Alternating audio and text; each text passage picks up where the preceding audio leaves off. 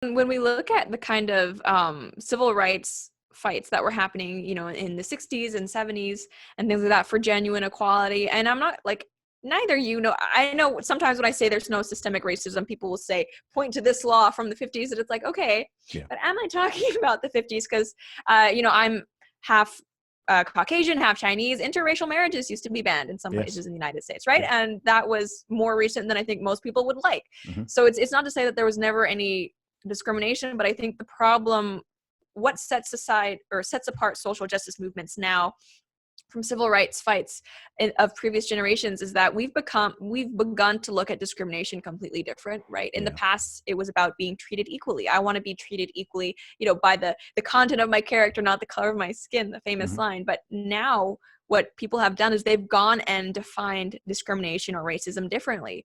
There's this lie, and it's just a blatant lie going around that everyone's outcomes must be equal. And if they're not, it's because of discrimination in the system. Yeah. Right. And so that's a huge problem. And because people are operating under the false assumption that no, everyone, regardless of how they behave or what kind of behaviors they partake in, must have the same outcomes.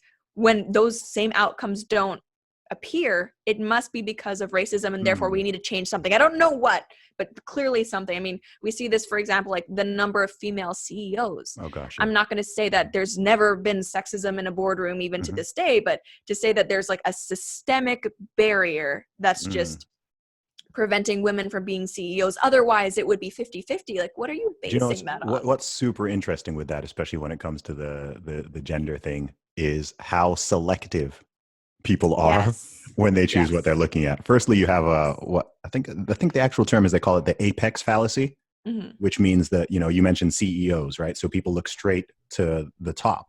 Okay, so you're looking literally at the top ranking. I mean, what percentage of men are CEOs, right? Yeah, exactly. You're looking at the very top, and you're totally ignoring the bottom. Like, if you look at the bottom of society, right, who are most of the homeless, who are most of the drug addicts, who are most of the people on the streets or whatever, right? It's very heavily, I don't know, the numbers, depending on where you are, it might be 60 to 80% men.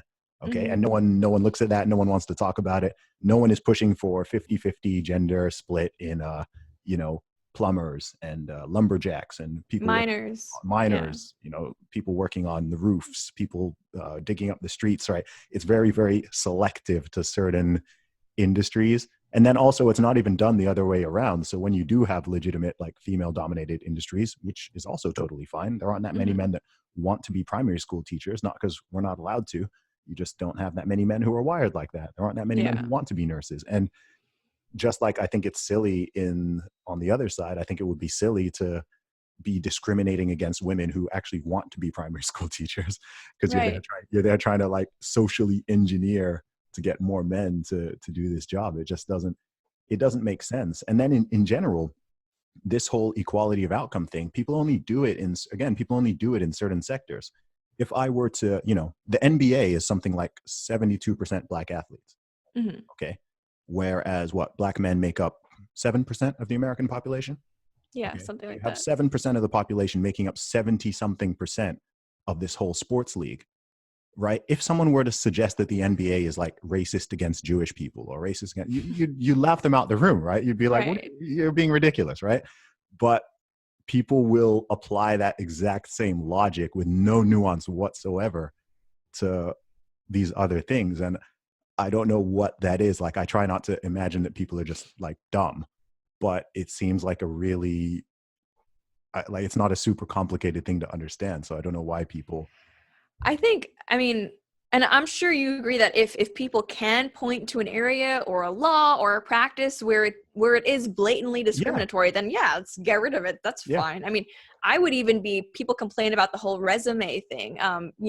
Either women or ethnic minorities getting different rates of callback. I would be fine with nameless resumes, right? Just in case there is a bias, like, that's fine, I don't care.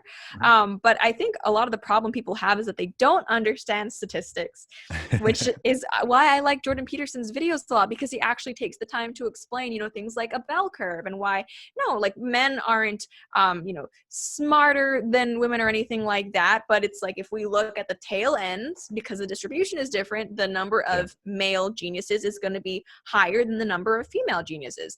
And people get so offended when you say stuff like that. And I think it applies to CEOs too, right? Because if we look at the CEO needs to not only be intelligent, but also, kind of, I don't want to say aggressive because it has a negative connotation, but competitive, right? That's better. That's all. They're going to be overrepresented in men. And then you will have all of these women say, no, but me, I am these things. And it's like, that's great.